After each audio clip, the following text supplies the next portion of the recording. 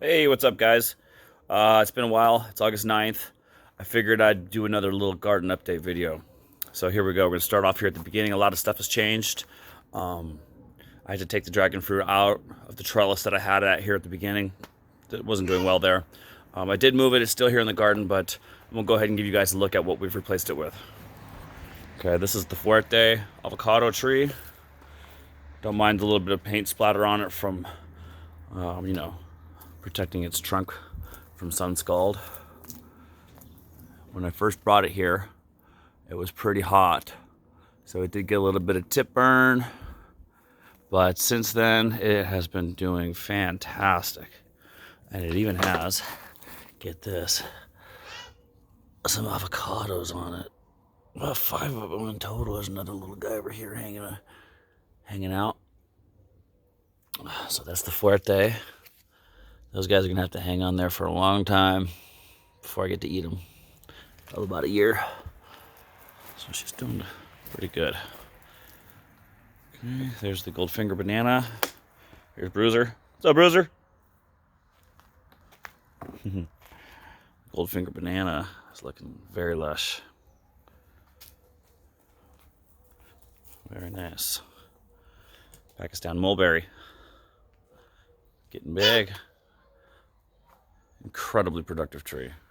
Can't even tell you how many mulberries I got to eat this year. And they're so good. This is kind of cool. This is a Suriname cherry. Got 2 of those in the garden. And there's a type of tobacco here that my father-in-law gave me. The white zapote seedling. I actually had to top it just a couple weeks ago, as you can see right there, because it was just so tall, and I'd like it to branch out a little bit. It's doing really well. Here we have some golden raspberries in this container, and they are good. They're probably my favorite raspberries. They're very sweet. Sago palm, and that is the Valencia orange.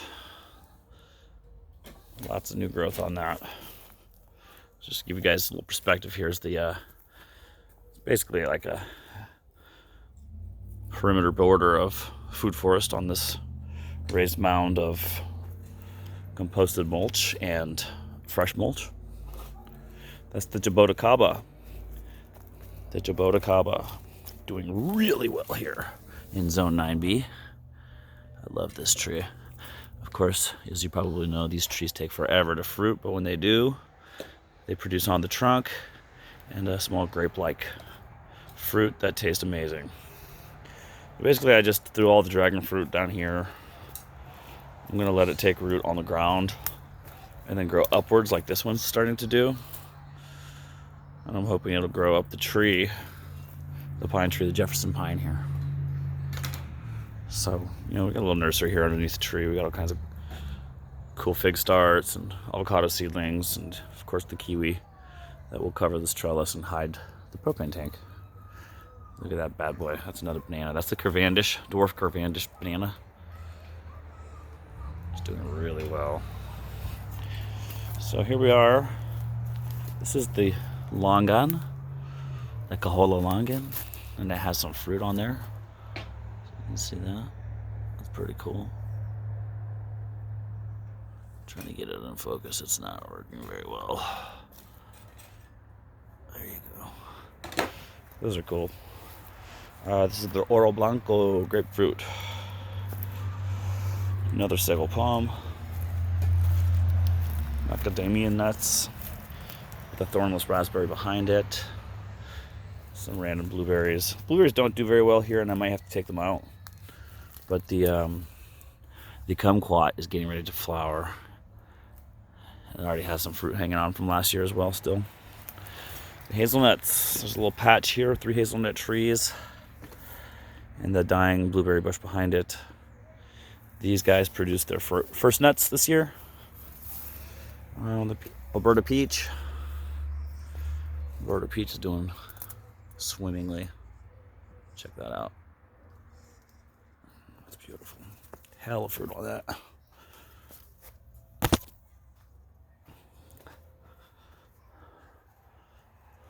This tree is so cool. It's hella big too.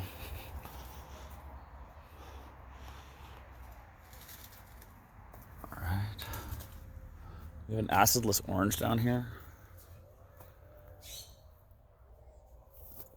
Some rhubarb growing underneath the Santa Rosa plum, which also produced a lot of really sweet plums this year. I was giving them away. I had too many this year. White Zapote. This is the Subel White Zapote. Likes this spot. Here's the Wurtz, or the Little Cotto avocado tree. Oh, there's the Behringer sign. Let's see, get that in there. This tree loves it here, by the way. You know, all my avocado trees, I always throw avocado pits underneath them, and they always sprout. So there's a lot of little seedlings growing under here too. That's kind of cool. This tree flowered and fruited this year, but did not hold the fruit. So the only one that's holding fruit is the Fuerte. But as big as these trees are getting, it's just a matter of time before they all hold fruit. I mean, this thing's ridiculous. Look at this.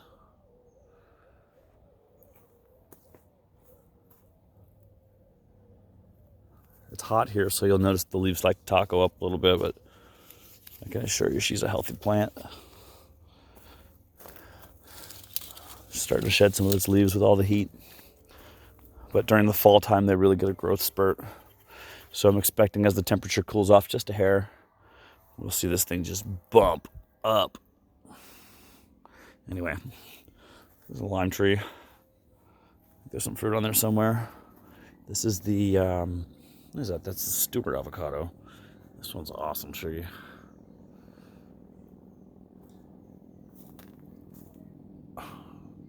It's really tall. There's another seedling there next to the nasturtiums.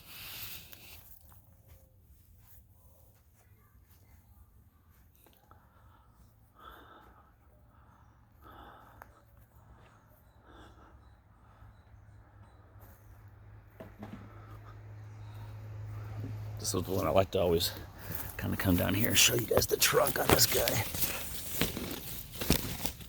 for a little comparison. I mean, I'm really like that guy.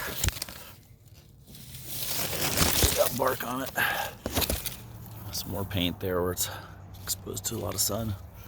Whitewashed anyway. The finger lime. This thing's pretty cool. It's flowering.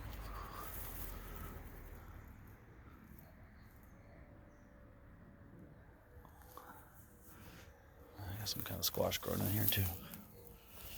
Bacon avocado. That would be the fourth of 5 named variety of avocado trees I have in here. This one also flowered, did not fruit. It's getting big though, so again, it's just a matter of time.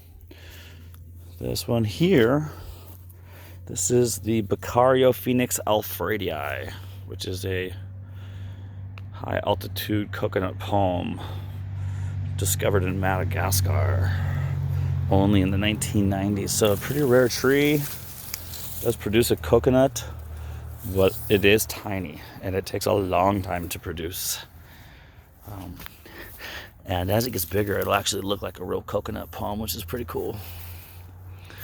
This is the Migniola Tangelo.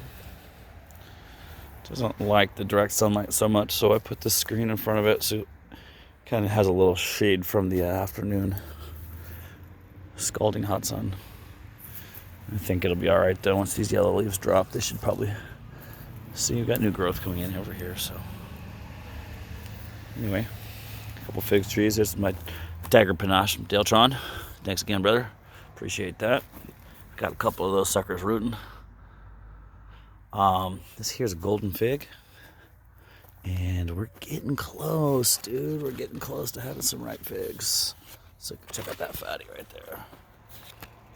That's a good one. This fig is so good. It tastes like somebody had some brown sugar and squeezed vanilla over it. There's my Meyer lemon. Doesn't seem to have the same problem with the sun as the Tangelo does. And there's no yellow leaves on that guy. The Feijoas. I've got 2 Feijoas flanking this pomegranate. This is wonderful pomegranate. And these are 2 seed-grown feijoas, and they're holding fruit this year, even though they're getting a little bit of sunburn. There's the sunburn again. They are holding fruit. That's fruit right there. Okay. And this one's covered.